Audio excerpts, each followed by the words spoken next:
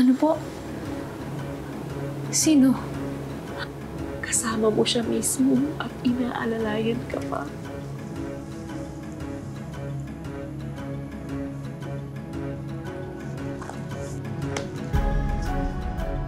Sigurado po ba kayo na yung nakita nung kasama kong lalaki nung gabing yun ay yung pumasok sa bahay ni Ate Ludi?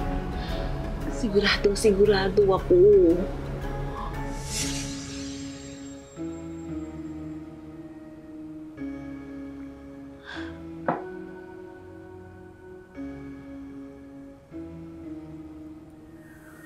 Ate,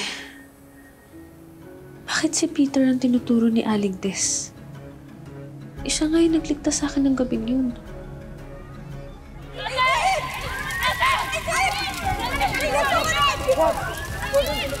Kailangan ko iligtas si Ate!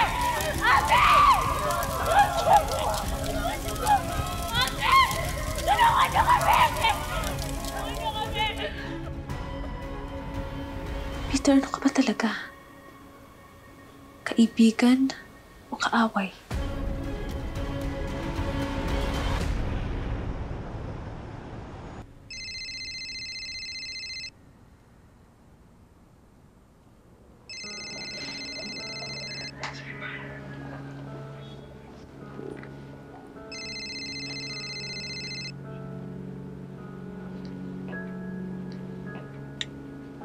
Hello, Eileen?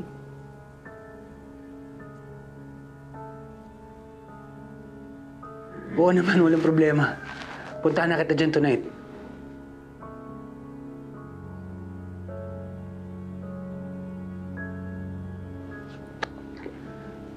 Eileen, huwag masyadong binibigla yung katawan mo, ha? Buting mag-ingat ka pa rin hanggang fully recovered ka na. Salamat sa concern.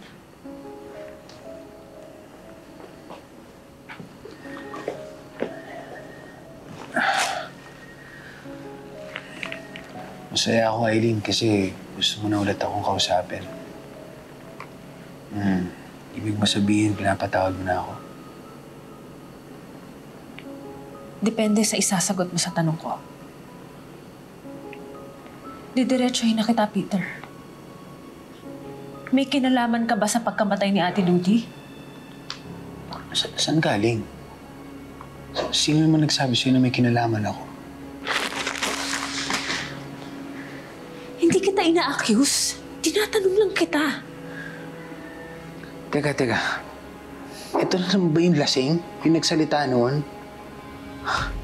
Di ba yung asawa na nga niya yung nagpatunay na kung ano-anong kabalustugan na sinasabi niya pag nalalasing siya? Ay, di naman. Parang napaka-imposible naman yun. Paano? Sinundan lang kita nung gabing yun. Nagulat na lang ako na may sunog dun sa lugar niyo. Peter, paano kung may ibang tao pumasok sa bahay ni Ate? Baka nga sinadya yung sunog, Peter. Kailangan makita to ng investigador. Kaya Eileen, akin yan. Ito, nahulog ko lang siguro kanina nung pinipigilan kita sa apoy.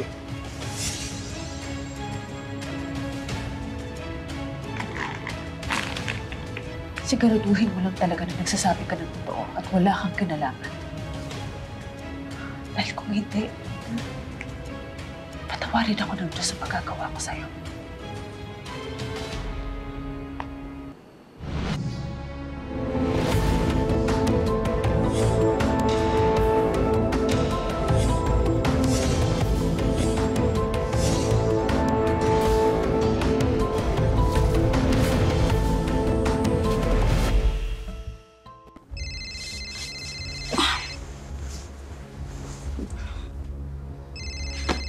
Yes.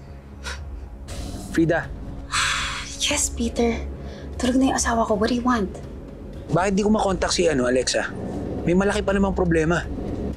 Which is? May nagsabi na kay Eileen na may kinalaman ako sa pagkasunog ng bahay ni Ludi. Sino? Hindi ko alam, niya sinabi. Pero suspecha ko yung kapitbahay niyan lasing. Nakita daw ako pumasok dun sa loob ng bahay bago nagkasunog. Oh, no. Or malamang pwede isa sa inyo nagsabi. Di ba gusto niyo na ako ilaglag? Seryoso ka ba? Kung sinasadya niyang di na ako kausapin, pasensyahan na lang tayo. Mapipilitan ako sabihin kay Aileen ang lahat. Frida, posibleng madamay ka dun. Ilalaglag mo talaga kami ni Alexa? Bakit? Wala na naman siya pakialam sa akin eh. Siyempre, traumatized pa siya kaya hindi siya nakikipag-usap ko kanino. Kasalanan niya naman yun eh. Just leave it to me. Bukas sa bukas pagbalik namin dyan, pupuntahan ko siya, okay? Damay-damay na tayo dito.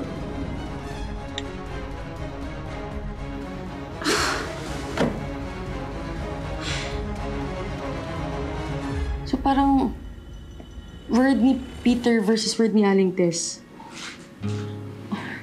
Sino kayo nagsasabi ng totoo sa kanila?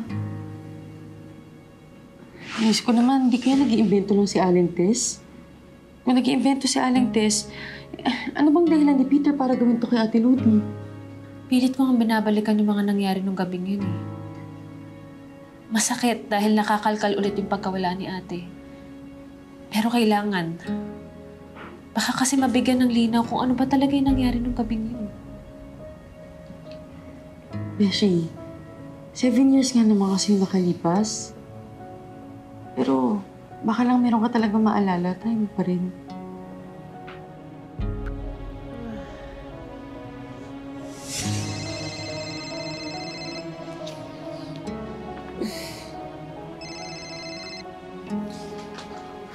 Hello, ate. Kanina pa ako tawag ng tawag sa'yo. Alam mo, kailangan mong malaman tungkol. Hello? Hello? Hello, ate.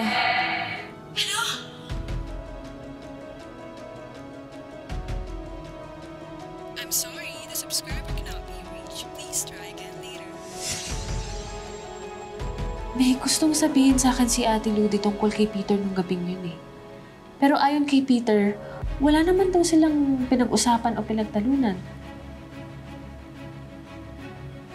So ngayon, word naman ni Ate Ludi versus word ni Peter?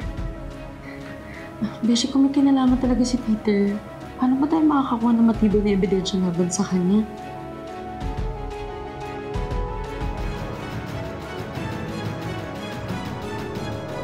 O quits na tayo ha. Dumiretso ako from the airport to meet you here. God, I can't wait to go back to the US! Not yet, Alexa. Mas pressing yung problem mo with Peter. That stupid animal. Hindi siya marinis magtrabaho. Tapos ngayon, ako yung piniperwisyo niya. Laruin mo na lang. Huwag mong iwasan para hindi ka ilaglag. Ipatumba ko na lang kaya yung Peter na yan. Ano ka ba? Pahiti ka ng mga tao. Look, may bala kang patayin si Peter. Huwag na wag mo akong idadamay in any way. I cannot risk my husband's political career. Pero Frida, papayag ka ba na mapahamak ako? Is this your version of Malaya? Yes po. Gusto ko po sana ibigay kay Tita Aileen. Pero ayaw ko din pong magalit si Mami. I am not talking about you. I'm talking about your husband. I'm sure marami siyang kilalang goons, di ba? Bakit naman natin tutumihan yung mga kamay natin? Kung kaya naman niyang iutos sa iba. Sige, ganito gagawin natin, ha? Pagkaalis natin, ibibili natin to kay Yaya para ibigay kay Tita Aileen mo. Okay, papadeliver natin. Okay po. Sayang po, hindi na po ako makakapag-goodbye kay Tita Aileen.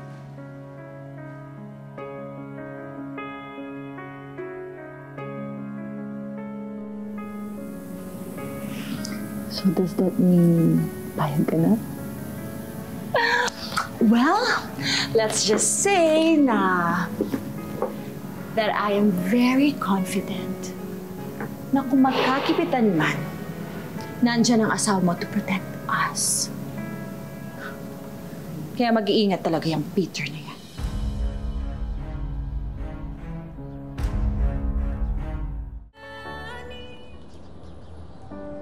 Hindi ko na talaga alam kung anong gagawin ko, ate. Kung dapat ba ako magtiwala kay Peter. Kaya ate, magbigay ka naman ng malinaw na sign kung may kinalaman ba si Peter sa pagkamatay mo. Si Peter? Papi, nandiyan ka pala. Tinawagan ko kasi kanina si Mona. Sabi niya sa akin, in-date ka niya raw dito kanina. Pero teka, may kinalaman si Peter sa pagkamatay ni Ate Ludi? May kapitbahay kasi si Ate Ludi dati na tinuturo si Peter. Wala namang kriminal na aamin sa nagawa nilang kasalanan eh. Nasabi niyo na ba ito sa mga polis? Ayaw magbigay ng statement sa pulis yung witness eh. Mahirap nga yan. Pero ikaw, Aileen, ano bang sinasabi ng loob mo? Sa tingin mo ba may kinalaman talaga si Peter?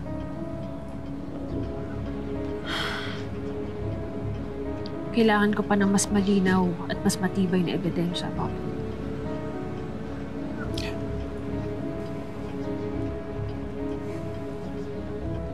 Sa totoo lang, malaki talaga yung naitulong sa akin ni Peter para makabangon ako ulit.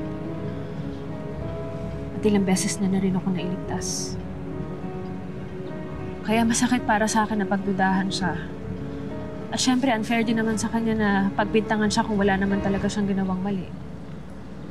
Kaya nga pala ako pumunta rito para dalawin si Malaya pati si Ate Ludi.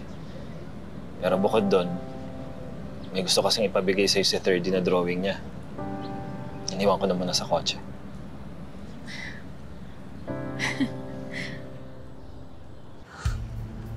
Ikaw naman nagsabi na tapusin ko si Ludi, di ba?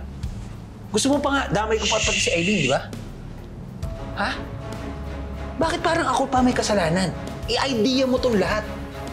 Huwag ka kang mag-ingay. Lakas ng boses mo. Baka ako sino makarinig sa'yo. Saka di ba? Idea mo rin na sunugin ko yung bahay.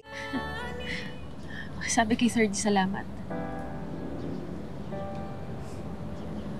Ang swerte niya talaga ni Alexa kay 30, no? Mabait at malambing na bata. Matalino at napaka-talented. Pwedeng-pwede niyo siyang yakapin at halikan anytime. Maraming beses at matagal na panahon niyo pa siyang makakasama. Samantalang ako, I'm sorry, Aileen. Pero believe it or not, sobrang namimiss ko. Ikaw rin si Malaya.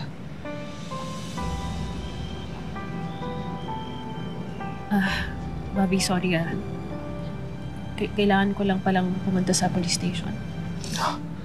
Samahan na kita.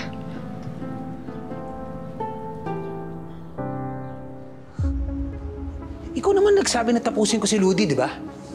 Gusto mo pa nga damay ko pati si Aileen, di ba? Ha? Bakit parang ako pa may kasalanan? I-idea mo tong lahat. Huwag ka kang mag-ingay. Lakas ng boses mo. Baka ako sino makarinig sa'yo. Saka di ba? Idea mo rin na sunugin ko yung bahay?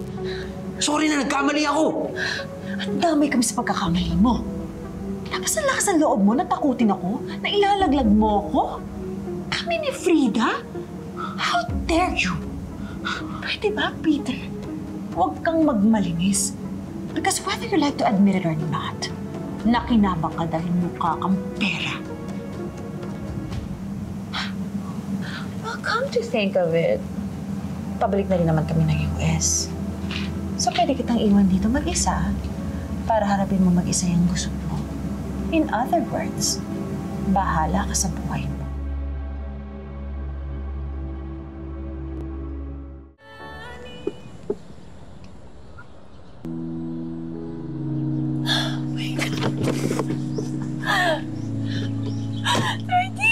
Hello po!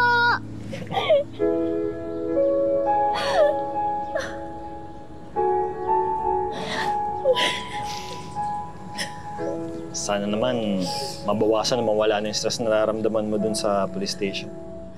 Kung itinanggal niya dati, na may alam siya sa nangyari sa ulong, at ngayon nalabas siya, at kung sabing meron pala talaga, ay maaari siyang kasuhan ng obstruction of justice.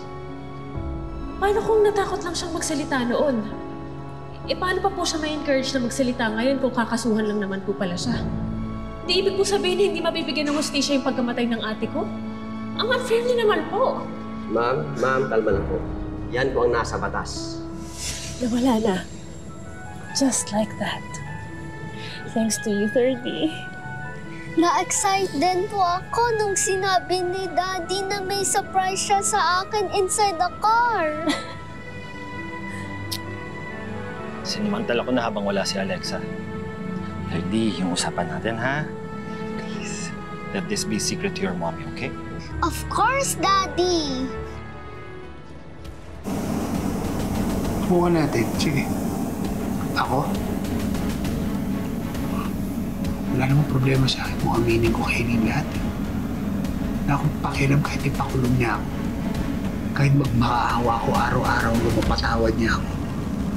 Pero Alexa, sasabihin ko sa kanya na ikaw ang mastermind sa lahat ng trahedyang nangyari sa buhay niya. Ang pagnanakaw ng embryo, ang pagkakalunod ni Malaya, at ang pagkakasunog ni Lodi. Tarantado ka talagang hayop ka!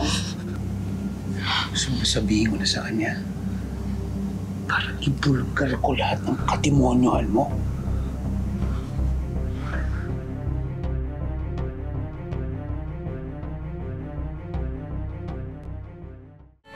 Tita Eileen, did you like my drawing po? Oo naman. Thank you for drawing Malaya as an angel, ha? But you know what? You're also an angel to me. Huh? Pero wala pa po ako sa heaven. Hindi naman lahat ng angels nasa heaven. Yung iba, nandito sa earth. At kapag pinapasaya mo yung ibang tao, angel ka na rin para sa taong yun. You're my angel din po. And I will miss you po. Ako rin miss kita. Kung paano mo ako napapahati, tsaka napapasmile. Thank you because you made me feel like a mommy again. Kahit sandaling panahon lang. Sana po magkita tayo ulit in the future. Wish ko rin yan. At saka ipagdadasal ko na maging famous painter ka someday. Tapos, lahat ng mga exhibits mo, pupuntahan ko. Promise.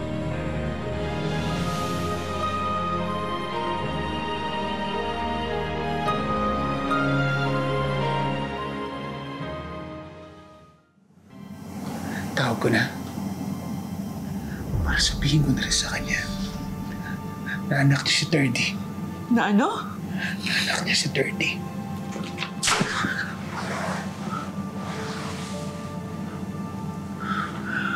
Yan ang huling beses sasaktan mo ko, Alexa.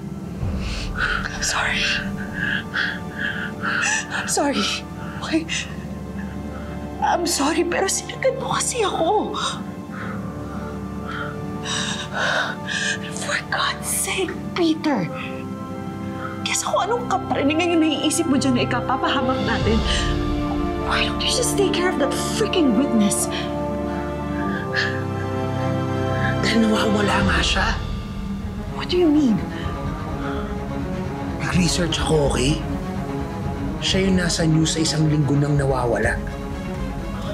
Tinukot daw ng mga polis. Okay? Dahil sangkot daw sa illegal na pagbibenta ng drugs. Pero hindi alam ng pamilya niya kung yung mga kasama niya o yung mga polis ang gumawa.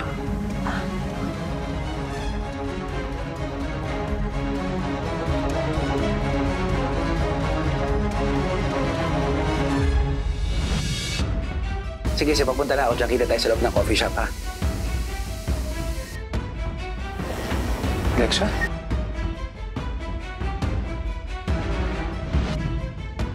Ano ibig mo sabihin? Yeah. Alexa. Peter, ano?